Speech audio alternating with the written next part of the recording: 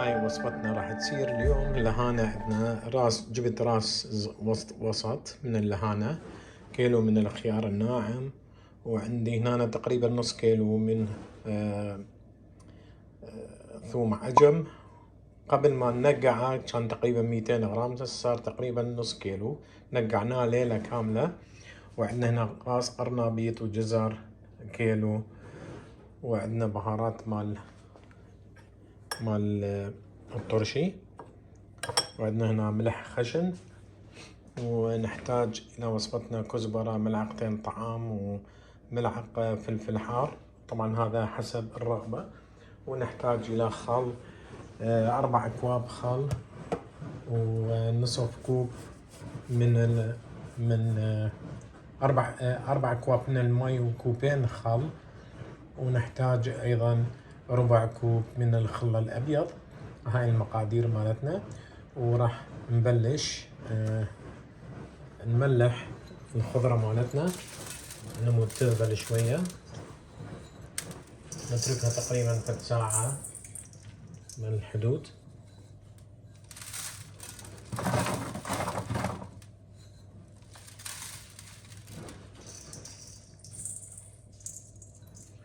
نملحها بهاي الطريقة، نخلطهم كلهم سوية. بعدين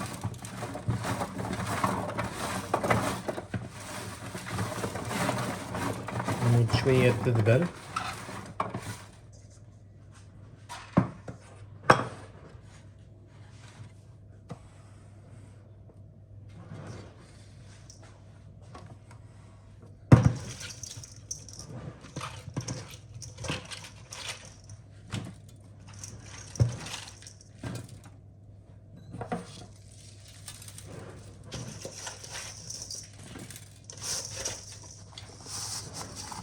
طبعا أنا خليت ملح وردي، هذا كله ملح خشن بدون يود. نتركهم فد ساعة، ساعة، نص ساعة حسب الجو. إذا عندكم الجو كثير بارد نطول، تاخذ لها فد ساعتين 3. يفضل اللهانة تكون ليلة كاملة. أيضا هاي المواد خلطناها كلها الخضرة، وراح نخلطها مع بعض كلش جيدا. نتركها هسه فد شغلة ساعة، نرجع لكم. هسه بعد مرور ساعة أعزائي المشاهدين، بعد ما ملحناها تشوفون المي شلون ذبت المي مالتها من الخضروات. هسه راح نغسلها ونشوف لكم الطريقة شلون راح نكبس. هسه بعد ما غسلناها ذبينا المي مالتها، هسه راح نبلش نخلط مي. هسه هاي عندنا 4 كواطر من المي، ما يعادل لتر. وهاي كوبين وربع من الخل، كوبين من الخل التفاح، وربع كوب خل الأبيض. وراح ننزل بهارات،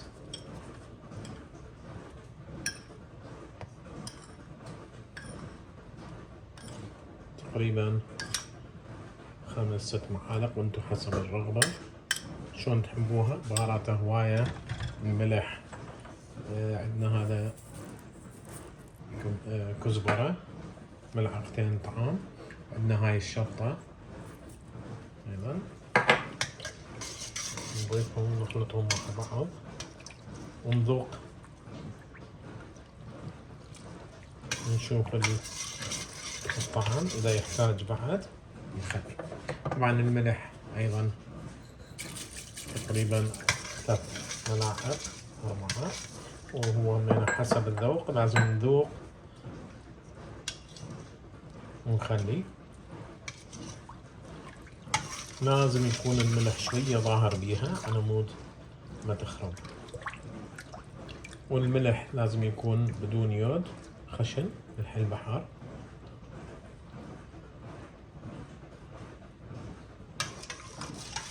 راح نخلي لها شوية شكر من على مود حامض يعادل الحموضة. هاي ملعقة وهي ملعقتين من الشكر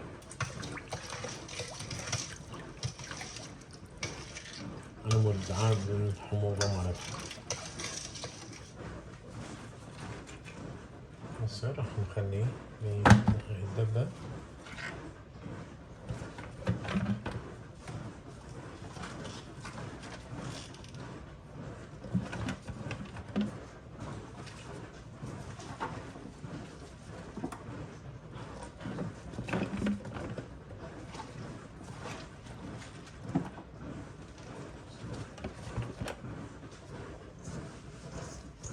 ننزل ثوم عجن وشوية ثوم عادي همين نقدر نخلي. الثوم ينطيها كلش طعم طيب، الثوم العادي والثوم عجن، وإذا تكثرون من عندهم كلش طيبة تصير. أتمنى تجربون هاي الطريقة، وفي عدة أيام تكون جاهزة للأكل.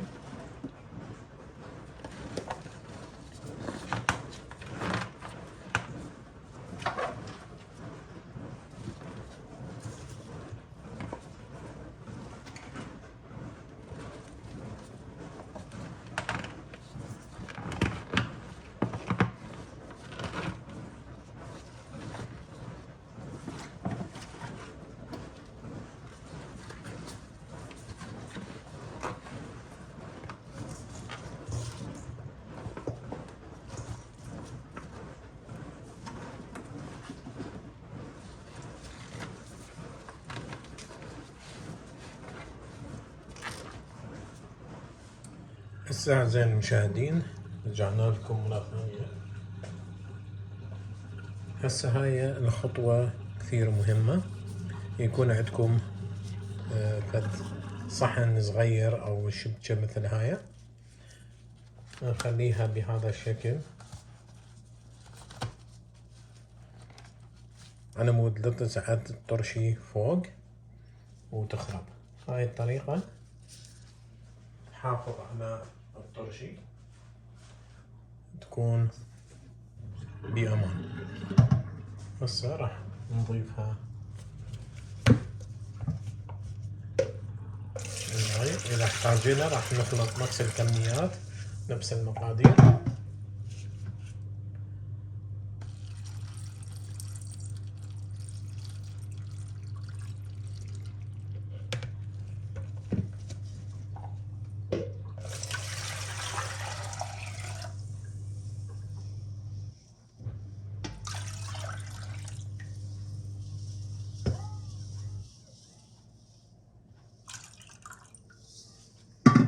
طبعا ذقناه عدة مرات إلى شفنا الملح والحموضة زينة.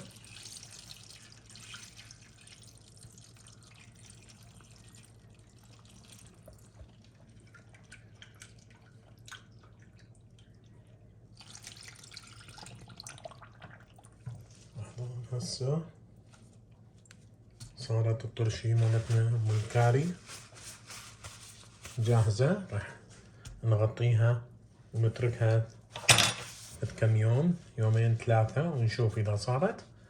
نجرب نذوق منه خلال 3 أيام 4 تصير تكون جاهزة إن شاء الله.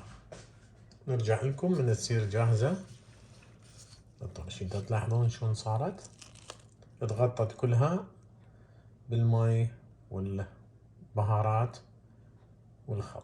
هسه راح نتركها بالمطبخ درجة حرارة المطبخ عدة أيام وتصير جاهزة. نرجع لكم من تصير جاهزة ونشوف لكم القوام. هذا بعد مرور أسبوع أعزائي المشاهدين صار جاهز الطرشي مالتنا. تلاحظون شكله كلش طيب، طعمه كلش طيب، طبعا شكله كلش حلو. صار جاهز للأكل. صحتين وعافية. أتمنى تجربون هاي الطريقة. تكتبوا لي بالتعليقات وتسوون شير ولايك للفيديو، واللي ما مسوي اشتراك ينزل يشترك بالقناة فضلا وليس أمرا طبعا. وشكرا جزيلا على المتابعة، تمنياتنا لكم الموفقية والنجاح دائما يا رب. شكرا جزيلا.